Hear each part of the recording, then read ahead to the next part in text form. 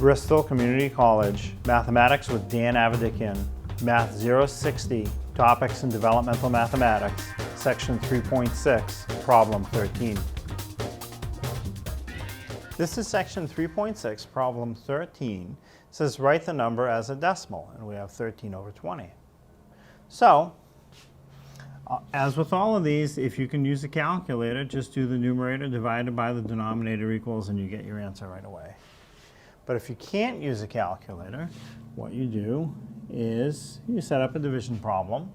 So I have my division symbol. The numerator will go under the division symbol, so the 13 goes inside. The denominator, or 20, goes in front of the division symbol. And you do the division. So now, 20 divided into 13. 20 won't fit. 20 is too big. So write the 13 as 13.0 and treat it as if it's 130. And as I write that decimal, it has to come straight up into the answer. Now 20 will fit into 130. 7 times 20 would be a little too big. It'd be 140. So 6 is about as close as I can get. So I put a 6 here. 6 times 0 is 0. 6 times 2 is 12.